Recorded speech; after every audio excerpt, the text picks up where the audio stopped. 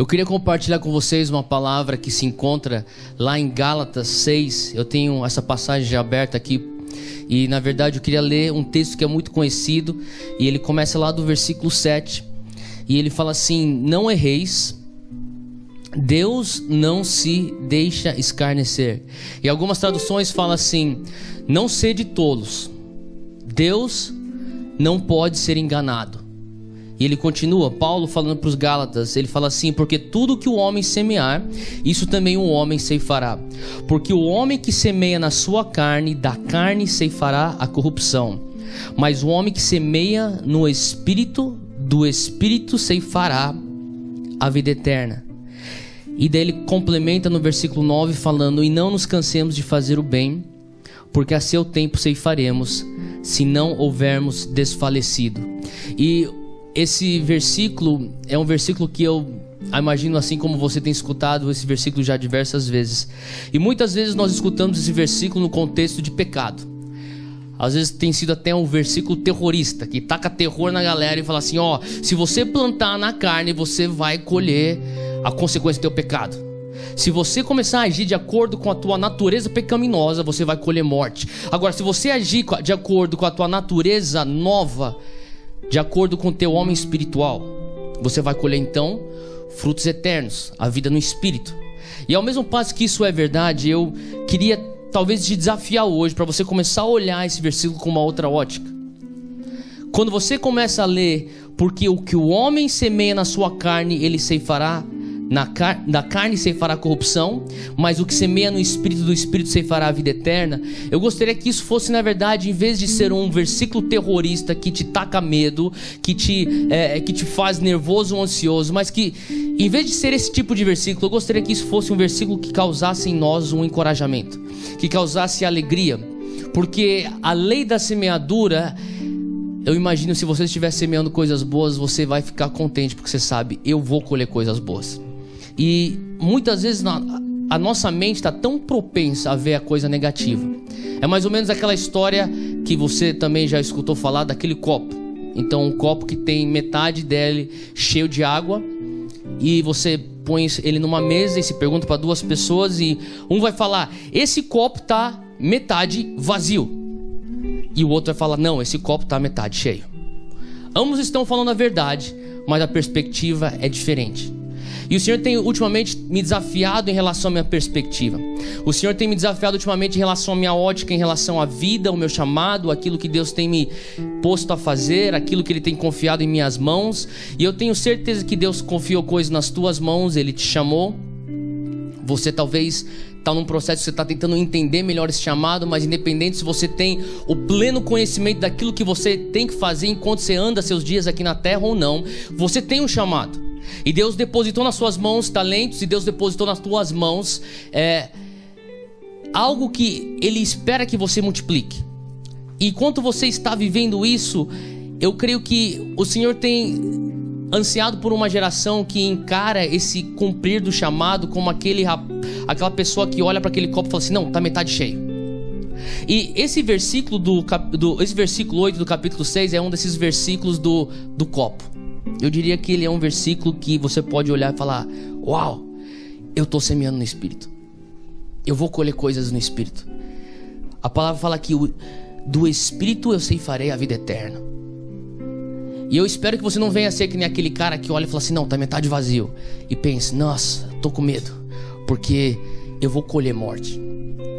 E eu falei assim: Deus, eu quero ser aquele que tem essa ótica, uma ótica vitoriosa, uma ótica de filho, não de órfão, uma ótica de abundância e não de escassez e pobreza. O que eu estou falando aqui não tem nada a ver com valor monetário, tem tudo a ver com o estado de coração, o estado de espírito. Tem tudo a ver com você entender que você é filho, e porque você é filho, você é realeza. E quando você carrega dentro de você o espírito de realeza, e você consegue olhar para a situação ao teu redor, a você mesmo, ao teu chamado, ao teu futuro, pelas lentes da realeza, que é o teu DNA, eu te garanto que você vai ter um olhar de esperança, você vai ter um olhar de fé. Você vai falar: não, estamos quase lá. Sim, talvez falte um pouco mais para galgarmos, mas estamos quase lá. Já progredimos bastante. E eu comecei uns 3, 4 dias atrás, nesse diálogo com o Espírito Santo, falando: Deus, eu quero mudar minha mente, eu quero transformar minha mente. Quando você nasceu de novo, você teve teu espírito regenerado. E muitas vezes nós não estamos vivendo a plenitude do que é a salvação, porque nós não estamos pagando o preço ou o compromisso, nós não estamos engajados no processo da renovação da mente. E uma vez que você consegue renovar a tua mente consegue acompanhar a regeneração e a obra perfeita que Jesus já fez, o Espírito Santo já fez no teu espírito, e você consegue extrair então plenitude. Você consegue trazer do âmbito espiritual para a manifestação do mundo físico. E eu falei: Deus, eu quero renovar minha mente. E o Senhor começou a falar para mim sobre esse versículo. Eu me deparei com esse versículo hoje, na verdade. E o Senhor falou assim: você lembra daquela outra passagem que eu falei para você? Eu falei: lembro, Senhor. Tem tudo a ver com esse versículo. Eu não vi as semelhanças dessas duas passagens. Eu vou abrir a outra passagem em um segundo. Eu não vi a semelhança, mas o Senhor falou assim: tem tudo a ver com ótica, tem tudo a ver com visão, tem tudo a ver com perspectiva.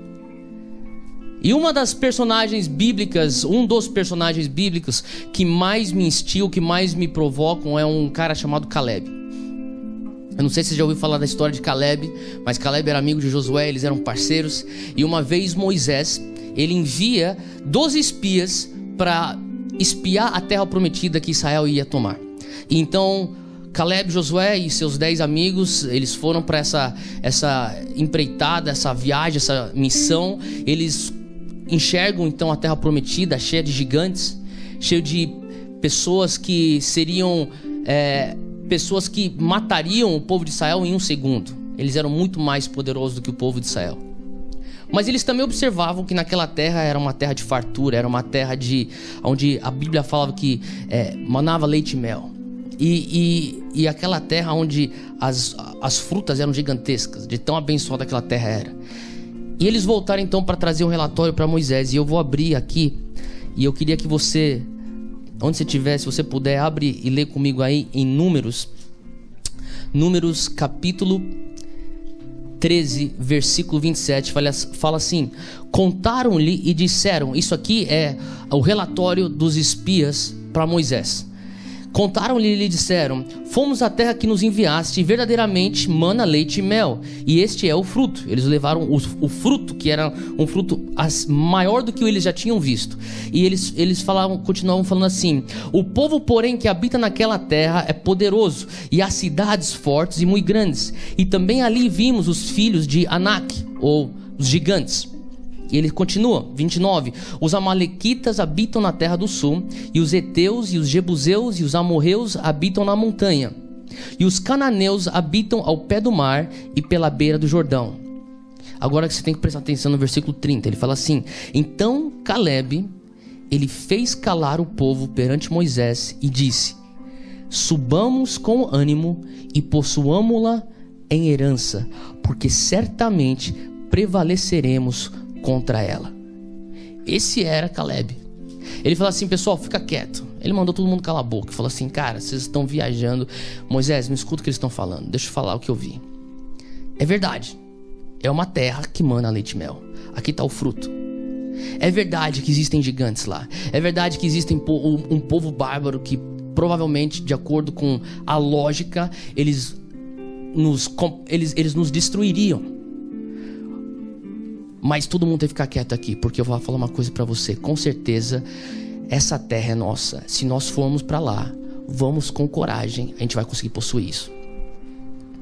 Eu comecei a analisar e falei assim: Deus, que ótica que Caleb teve em relação a isso? Que ótica que Josué teve em relação a isso? E daí, se você for pro capítulo seguinte, em Números 14, você vai ver lá no versículo 24, ele ainda continua falando, Moisés ainda escreve sobre Caleb, e ele fala assim: porém, o meu servo Caleb, porquanto nele houve outro espírito e perseverou em seguir-me, eu o levarei à terra em que entrou, e a sua semente a possuirá em herança. Vou ler novamente. Porém, o meu servo Caleb, porquanto nele houve outro espírito e perseverou em seguir-me. Eu não sei você, mas eu quero ter esse espírito. Se você for ler no original, no hebraico, essa palavra espírito é ruach. E ruach, ele pode significar tanto o espírito, o sopro, como também a mente. E o Senhor começou a falar comigo, tem a mente de Caleb. Às vezes a gente fala assim, tem o espírito de Caleb. Isso é verdade, é completamente bíblico. Só que quando você começa a analisar e fala assim, tem a mente de Caleb, e você consegue aplicar de uma maneira correta teologicamente falando o hebraico nesse texto, você começa a ser desafiado a enxergar isso de uma outra maneira e talvez desafiado a você a ter uma atitude, porque pelo menos foi essa a reação que ocorreu em mim. Eu falei, uau, eu tenho que passar a pensar que nem Caleb pensava. Eu tenho que começar a olhar como Caleb olhava. Eu tenho que começar a analisar e fazer uma avaliação das situações que estão ao meu redor, assim como Caleb fez. E o Senhor começou a falar comigo sobre a ligação desse trecho da palavra aqui em Números com a ligação daquilo que Paulo fala em Gálatas. Sabe, quando Paulo fala assim, no versículo 9, depois que ele fala assim, se você semear na carne, você vai colher na carne. Se você semear no espírito, você vai colher no espírito. Mas ele fala lá no versículo 9, portanto, não nos cansemos de fazer o bem, porque no tempo oportuno, eu comecei a pensar, Deus, às vezes o tempo oportuno não é o tempo que eu quero. Eu vou só ler mais uma vez esse trecho, porque eu acho que para ficar gravado mesmo. Ele fala no versículo 9, e não nos cansemos de fazer o bem, porque a seu tempo ceifaremos, se não houvermos desfalecido. O colher, a colheita, o ceifar só vai acontecer se a gente não se desfalecer. Essa é a condição. E eu falei assim, Deus, tá bom, eu tô lendo aqui versículo 8, tô lendo versículo 9, eu tô lendo até no versículo 7 que o Senhor não vai ser enganado, aquilo que eu plantar eu vou colher. E dentro de mim, talvez na minha mente humana, às vezes até numa mente que é tão levada por um paradigma de performance, eu penso, Deus, eu vou me disciplinar, Deus, eu vou te mostrar que eu tô pra valer, eu tô compromissado contigo, eu com certeza eu vou fazer com toda a diligência e zelo que existe em mim, eu vou plantar coisas boas, eu não vou desistir, eu vou até o tempo oportuno, eu não vou me desfalecer. E sabe, às vezes a gente pode passar por essa passagem e sair pensando, essa é a resposta, é insistir, a resposta é não desistir, a resposta é prevalecer, a resposta é bater até você ver um romper. Tá bom, é verdade? Mas eu vou ser bem sincero com você. Quando eu leio esses versículos, o versículo 7, o 8 e o 9 de Gálatas 6, eu posso até ter um discurso que fala assim, Deus, eu vou partir para cima, eu vou fazer isso, eu não vou desistir, eu vou prevalecer. Mas lá no fundo tem uma voz que fala assim, Theo, eu sei que você quer prevalecer, mas você sabe que é difícil pra caramba, meu. Será que você consegue aguentar até o final? Quantas coisas você já começou e você não terminou? Eu acho que dos maiores males da nossa geração é que a gente começa tudo. Por conta da era da informação e tudo que está tanto ao nosso dispor, a gente é muito bom em começar, porém, às vezes a gente falha em terminar. E quantas vezes talvez você está lendo essa passagem e você fala assim, eu vou, e lá no fundo tem uma voz que fala assim, você vai começar bem, e você vai ficar firme na primeira semana, talvez até no primeiro mês, quem sabe você dure 3 meses, quem sabe você é um cara que cresceu sempre disciplinado, você dure 6 meses, talvez você é um cara que é extremamente disciplinado, você vai durar 1 ano, mas como que você garante que você vai conseguir durar até o tempo oportuno de Deus? E eu estava lendo esse versículo, eu escutava o Espírito Santo falando para mim, Números 13, Números 14, e o Senhor falava para mim assim, é bem fácil, ou melhor, é muito mais fácil você prevalecer se você tem uma ótica diferente. É muito mais fácil você não se cansar de fazer o bem se você consegue pedir, Espírito Santo, renova minha mente. Eu quero poder olhar as coisas pela lente da esperança. Eu falo para você, talvez uma das coisas que a nossa geração mais precisa hoje é a esperança. Nós somos muito rápidos para ver as coisas erradas. Eu falo na nossa sociedade brasileira, no mundo, você abre o jornal, você vê e fala assim, nossa, tem tanta coisa errada. Você começa a conversar, você senta numa mesa, você está comendo, tomando alguma coisa com teus amigos, de repente você está numa discussão, todo mundo tem o diagnóstico de por que as coisas estão erradas. A política está errada por causa disso, os governos estão errados por causa disso, o negócio está errado no Oriente Médio por causa disso. A gente tem tantas respostas ou sugestões de por que as coisas estão erradas. Porque nós somos jovens com muita informação na ponta dos nossos dedos, numa tela, num telefone, num computador. Às vezes a gente traz isso para dentro da igreja. A gente está cheio de opinião por que a igreja está errada. Eu não sei você, mas eu estou começando a cansar de entrar na internet às vezes e começar a ficar lendo aqueles textinhos de pessoas que fazem da internet seu púlpito cibernético metendo pau na igreja. Eu estou olhando e falando assim, cara, para de ficar falando que a igreja é isso, que a igreja é aquilo. Alguém, por favor, me dá uma solução. Sabe, se você for acompanhar hoje a situação que nós estamos vivendo no Brasil, com uma geração completamente cansada. Pô, há uns 8 meses, 7 meses atrás, a nossa geração foi para as ruas manifestar uma insatisfação. A gente está insatisfeito, é lógico. Só que eu fico pensando, Deus, aquelas manifestações que foram completamente válidas, autênticas, na sua grande maioria, eu comecei a pensar, e o vácuo que nós deixamos? O vácuo de propostas que são baseadas em soluções, propostas que são baseadas em visões, que são passos de ações para o futuro. Às vezes eu fico pensando, talvez na nossa bolha evangélica, infelizmente, a gente tem que admitir que a gente vive numa bolha evangélica, mas eu sei que a gente se esforça para sair disso, mas às vezes na nossa bolha evangélica eu fico escutando tanta coisa, a igreja é isso, a igreja é aquilo, a igreja... E eu tô falando, cara, que tal a gente começar a viver e ser a igreja de uma maneira que a gente não concorda, que talvez a gente critica, mas que a gente venha a ser a resposta, que nós venhamos ser a solução. Porque quando eu olho para Caleb, eu vejo um cara que via a solução. Eu não consigo imaginar Caleb e Josué entrando no Facebook e metendo pau na igreja. Não sei. Eu não consigo imaginar Josué e Caleb talvez criando um canal no YouTube metendo pau na política brasileira, ou como que Moisés não é um bom líder político e como que eles estão sofrendo injustiça porque o sistema é contra eles e porque o Egito até hoje está colhendo frutos de maldições do Egito. Então agora o Egito deveria dar uma bolsa deserto pra gente e uma bolsa maná, sei lá. E eu chego e fico pensando, cara, Josué e Caleb não eram esse tipo de gente. E o que nós precisamos ser é uma geração de Josué e Caleb. A gente poder olhar para uma situação e falar assim, eu sei que a igreja não está onde deveria estar. Eu sei que tem muita coisa errada. Mas, cara, eu vou ser a solução. Às vezes, em vez de ficar falando, seja. E eu fico olhando para Josué e Caleb, especialmente Caleb. Ele fala assim, Caleb tinha outro espírito. Caleb tinha uma outra mente.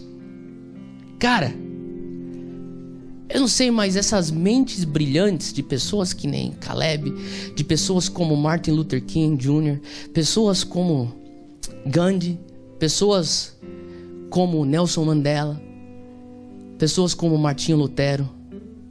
Cara, essas mentes brilhantes é justamente o que a gente está precisando hoje. A gente precisa de mais Calebs, a gente precisa de mais Josués.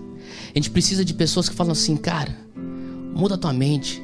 Eu quero poder te dar uma proposta nova pra gente começar a olhar de uma ótica diferente. E eu sei que se a gente conseguir ver algo diferente, a gente não vai cansar de fazer o bem. Então o que eu clamo é por uma graça. Eu clamo por uma graça de poder ter uma ótica diferente. Porque eu sei que quando eu vejo, a visão traz um significado pro meu sofrimento.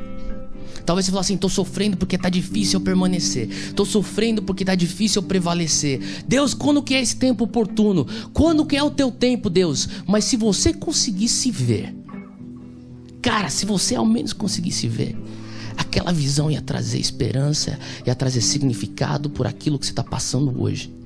E eu falo para você, vamos ver. Vamos pôr a lente da esperança, a lente de um paradigma de vitória, assim como Caleb teve. Sabe, Chris Walton, que é um dos líderes da igreja hoje norte-americana, que é um dos caras que eu respeito demais e tenho escutado muito dele, ele falou uma coisa. Alguém perguntou sobre o mover profético para ele uma vez e ele falou assim: primeiro, existe muito engano em relação ao que é um profético e o que é um profeta. Mas ele falou assim, mas eu não estou aqui para falar disso. Vamos só resumir no seguinte: o profético é simplesmente a manifestação da mente e do coração de Deus. E ele falou assim: não leva um profeta nem alguém profético ver o que está errado na igreja, mas leva alguém que é profético de verdade, ou um profeta de ofício, que vai ter acesso à mente e o coração de Deus para ser a solução. Isso sim é um mover profético para os nossos dias. E eu oro que você participe disso, que você venha a ser que nem um Caleb, que olha para aquela terra cheia de gigantes e fala assim: não, eu tenho uma visão profética. E quando você olha para uma situação que você fala assim: Deus, eu não sei se eu consigo permanecer e continuar fazendo bem, você consegue falar dentro de você: Deus, me dá olhos para ver. Eu quero poder olhar aquele copo e ver que ele está metade cheio, estou quase lá. E quando você vê, que nem está escrito lá em Provérbios 29:18, fala: aonde não há visão profética, o povo perece. Eu linko com isso também. Aonde você não consegue ver, é difícil você continuar fazendo bem. Eu peço que Deus venha abrir nossos olhos hoje, que Deus venha mudar nossa mentalidade, que Ele nos dê uma mentalidade de vitoriosos e não de vítimas, que Deus nos dê uma mentalidade de filhos e não de órfãos, que Deus nos dê uma mentalidade de abundância e generosidade e não de pobreza e escassez. Teu Pai é dono de tudo. Teu Pai te dotou com todos os recursos do mundo. Teu Pai te chamou com um chamado eterno. Teu Pai vai te sustentar até o final. O teu Pai te dá graça para você permanecer fazendo bem. O teu Pai vai te ajudar a você plantar coisas boas para colher coisas melhores ainda. O teu Pai é um Pai de esperança e um Pai de solução, e você é um reflexo dele. E Deus te abençoe e Deus nos dê graça. Amém.